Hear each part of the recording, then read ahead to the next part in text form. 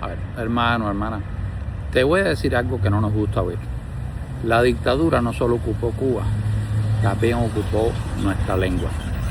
La metieron en la misma prisión, le pusieron uniforme y le enseñaron malas costumbres. Mientras sigamos hablando como ella, aunque gritemos libertad, hay una parte de nosotros que seguirá presa. Piensen esto, odiamos al sistema, odiamos la represión, pero cuando abrimos la boca muchas veces suena igual que un mitin de repudio con el signo cambiado. Malas palabras cada 2 segundos, gritos, ofensas por deporte, ortografía en coma, y después decimos que estamos construyendo una Cuba nueva. Es como decir que estás a dieta con un pastel entero en la mesa. Yo no voy a hablarte ahora de Díaz-Canel, ni de economía, ni de elecciones. Vengo a hablarte de algo más incómodo. ¿Cómo hablas tú cuando hablas de Cuba? ¿Y por qué eso puede estar ayudando a la dictadura sin que te des cuenta? Si este video te molesta un poquitico, quédate. Cuando algo duele, normalmente está tocando donde hace falta. Hace algunos días estaba leyendo un comentario en las redes, tomándome un café, y de repente me cae encima esta frase escrita con mucho cariño por una amiga de mucho tiempo. Ella puso algo así como: parte de mantenerse lejos de aquella dictadura es saber expresarse sin necesidad de palabras inadecuadas. Algunas pueden pasar de vez en cuando, otras nunca deberían. Y le doy las gracias a ella, mi querida amiga del color lindo. Esto lo había preparado hace algunas semanas y ahora simplemente lo he avanzado porque es evidente, hay un momento de debate por muchas cosas que suceden. Cuando yo leí esto me quedé frío y se me calentó un poquito la cabeza. Dime la verdad, ¿cuántas veces tú y yo hemos usado esas palabras inadecuadas como si fueran parte del uniforme cubano? Como si no se pudiera hablar de Cuba sin sonar como una pelea de solar a las 3 de la mañana. ¿Tú sabes de qué estoy hablando?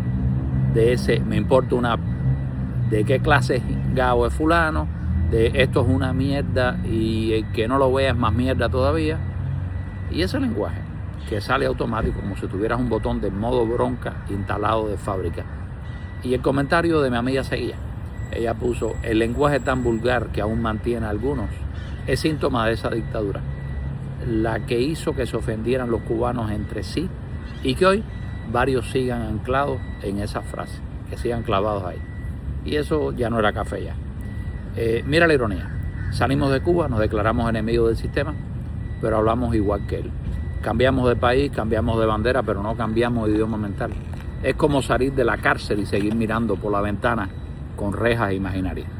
El guardia ya no está, pero tú sigues caminando como si lo tuvieras detrás. Piensa en los mítines de repudio. Eso no se hacía con poemas, se hacía con gritos, insultos, vulgaridad. La misión no era convencer, era romper la dignidad del otro, romper la imagen, romperle la vida delante de todos.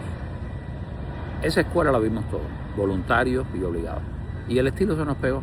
Hoy quizá ya no usamos gusano, usamos otras palabras, pero la técnica es la misma. Si alguien piensa distinto, le pasamos por encima con el vocabulario antes de escuchar una frase entera. Muchos convierten esa agresividad en marca personal. Yo digo las cosas como son, sin filtro, con todas las malas palabras del diccionario. Ojo, usar malas palabras no te hace más sincero, te hace más ruidoso. No es valentía, es herencia. Herencia de un sistema que nos enseñó que el que gritara más, gana. Aunque lo que diga no aguanta un minuto de análisis. Te voy a decir algo en directo. Tú puedes tener la mejor idea del mundo sobre Cuba, pero si la envuelves en un discurso que suena a bronca de esquina, esa idea se muere en el camino. Es como mandar un diamante envuelto en papel sanitario. Nadie se pone a revisar. La dictadura, mientras tanto, sentada en el sillón, dicen: perfecto, esa es la oposición, más gritos, más insultos, más vulgaridad. No hay nada nuevo, quieren el mismo circo, pero con otros payasos. Y no te voy a hablar como si estuviera en una nube, te hablo desde el piso. Yo también he usado ese lenguaje, yo también he pensado: si no meto una bomba de malas palabras, el mensaje no se siente. Me parece que estoy molesto de verdad. Como si la intensidad se midiera en groserías por minuto, como las pulsaciones del corazón. Sí, a veces uno explota, somos humanos, pero cuando la explosión se convierte en estilo, deja de ser un accidente y se convierte en un hábito. Es repetir el programa, pero creer que eres tú quien manda. Ahora viene la otra parte, la pantalla.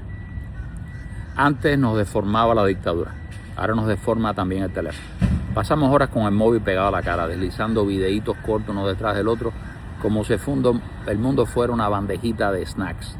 El conocimiento ya no llega en páginas, llega en 30 segundos de un tipo gritando y tirando frases potentes. Es como tratar de alimentarte solo con café y azúcar. Te despierta, pero no te nutre. Te pregunto, ¿cuánto tiempo dedicas hoy a leer algo que te exija atención de verdad? No te hablo de una enciclopedia, te hablo de un texto de 10 minutos. ¿Lo recuerdas? ¿Hace cuándo no terminas uno? Porque de que el scroll no se acaba, o sea, de pasar las páginas, eso sí lo sabemos en los videos. El scroll es como la nueva caminadora, te cansa pero no te lleva a ningún sitio. Mientras menos lees, mientras menos ves palabras bien escritas, menos ves ideas largas, menos ves argumentos completos. Lo que ves es gritos, chistes rápidos, insultos vestidos de humor, memes que duran un día, y eso se te pega en el cerebro. Tu mente se acostumbra a que todo tiene que ser corto, escandaloso y fácil de digerir. Cuando aparece algo que te exige pensar, tu mente hace como el cubano en la cola. Aquí hay que esperar, me voy. La falta de ortografía por todas partes no son solo errores simpáticos, son síntomas. Síntomas de que ya nadie se detiene a revisar. Síntomas de que leer se convirtió en opción, no en costumbre. Síntomas de que nos importa más publicar rápido que decir algo que valga la pena. Escribir se convirtió en tecleo, lo que saca y ya. Total, eso es internet, aquí todo se entiende. No todo se entiende. Mira el menú de gente que seguimos. Figuras del showbiz, personajes que viven del escándalo constante, influencers cuyo talento principal es crear drama y subir el volumen. Son entretenidos, claro, pero si ese es tu modelo de cómo se discute, de cómo se habla, ¿cómo crees que vas a sonar tú? Y ahora la tercera pata de todo esto, la educación. Durante años se llenaron las aulas con maestros formados a la carrera, casi como si fueran brigadas de emergencia. Necesitamos maestros, cualquiera que aguante está contratado. Mucha y diría buena intención, poca formación real. Lo importante no era enseñar a pensar, era llenar el horario, repetir el libreto, mantener la maquinaria ideológica funcionando. Cuando tus maestros repiten más de lo que explican, la educación se vuelve fotocopia, no aprendizaje. Y si tu casa y tu barrio están llenos de choteo, vulgaridad y poca lectura, lo más normal es que termines escribiendo como hablas, rápido, sin filtro, sin revisar, sin leer nada que te exija un poquitico de esfuerzo aquí. Y justo cuando todo esto estaba montado, llega internet. Pero llegó versión Cuba, caro, raro y con miedo. Al principio yo sé que era casi un lujo, luego una ventana, una escapatoria. Y esa ventana trajo otro tipo de idioma, abreviaciones extremas, siglas por todas partes, palabras mutiladas. Escribir bien se escribió o comenzó a escribirse de otra forma, se empezó a escribir deprisa. Que en vez de que, o sea, que muchas abreviaturas, que cuando las ves por primera vez necesitas casi un diccionario al lado. El idioma cotidiano se volvió una sopa, un poco de vulgaridad, un poco de consignas viejas, un poco de abreviaciones nuevas, y en esa sopa la educación de verdad se perdió como un grano de arroz en el mar. Aquí viene la parte clave, la que quiero que se te quede. Nunca ha sido tan verdad como ahora que no hay fatalidad en tu educación. No estás condenado por el maestro que tuviste, no estás condenado por la escuela que estudiaste, no estás condenado por el barrio donde creciste, ni por el número de libros que alguien dejó o no en tu casa. Que hayas recibido una educación pobre, rápida, mal hecha, no te obliga a seguir igual. Que tengas alrededor solo gritos y abreviaciones, no te obliga a repetirlo. Ese cuento de yo soy así porque el sistema me hizo así, es cómodo, pero es falso. El sistema te marcó, sí, pero tú puedes romper esa marca. Es más difícil, sí, pero posible. Créeme, si decides empezar a educarte de manera amplia, leer un poquito más, escuchar buenos contenidos largos, preguntar, dudar, investigar, probablemente no vas a dormir peor, ni tampoco vas a dormir mejor el primer día. Eso no es melatonina, pero tus oportunidades sí van a cambiar y tu forma de ver el mundo también. La curiosidad es un motor silencioso, no hace ruido pero mueve la vida. La educación entendida de manera grande, no solo como un papel o un diploma de graduado, sino como un hábito diario, es lo que te saca del molde, aunque el molde sigue existiendo. Tú no puedes reescribir tu infancia, no puedes volver a vivir eso y cambiar las cosas que quisieras cambiar, pero sí puedes escribir tu futuro con lo que haces hoy. Y aquí conecto otra vez con la frase del comentario de mi amiga, que lo empezó todo. Hasta en la forma de expresión se gana el respeto. Y si de verdad queremos a Cuba libre, entendamos que costará más reeducar que levantar miles de negocios. Y termino la cita. Levantar negocios requiere trabajo, sí. Pero reeducar un pueblo requiere cambiar reflejos, cambiar ese impulso automático que dice, me importa una... En vez de decir, eso está mal y te voy a explicar por qué. Por eso te digo, si tú quieres una Cuba diferente, empieza por hacerte una pregunta simple. ¿El lenguaje que uso se parece más a la Cuba que quiero o a la Cuba que detesto? La próxima vez que vayas a comentar algo sobre política, sobre otro cubano, sobre la dictadura, para, respira, mira la frase que vas a escribir. Pregúntate, ¿estoy hablando de la rabia automática o de la convicción? Si lo que ves es puro veneno, puro insulto, pura destrucción, bórralo, empieza otra vez. No por ser buena persona, sino por ser efectivo. El insulto puede desahogarte, pero no convence. La vulgaridad puede dar risa, pero no construye. El grito puede captar atención, pero no cambia las cabezas. Nosotros no estamos luchando por likes, estamos luchando por cambiar destinos. Ser radical no es gritar más, ser radical es ir al fondo. Y el fondo del problema es este: mientras la dictadura siga viviendo en nuestra casa y nos cambie la forma de hablar, seguirá viva también en nuestra forma de pensar. Te dejo otra frase para que se te quede clavada como un recordatorio incómodo. La dictadura no solo ocupó el país, también ocupó nuestra lengua. Si tú no liberas tu forma de hablar, nunca vas a ser realmente libre aunque cambie el gobierno. Y vamos a lo práctico, hay cosas que tú puedes cambiar. El teléfono no es un enemigo, es una herramienta. Tú decides si la usas para anestesiarte o para despertar. Cada hora que pases viendo clips, regálate 15 minutos de lectura. 15, un artículo, un texto, algo que te exija concentración. Si tú haces eso todos los días, tu vocabulario cambia, tu pensamiento cambia, tu manera de discutir cambia. Es como pasar del pan blanco al pan integral. Al principio cuesta, luego tu cuerpo te lo agradece. Segundo, elige mejor a quién sigues. No te digo que borres a todos los que te hacen reír, pero añádele gente que te haga pensar, no solo reír.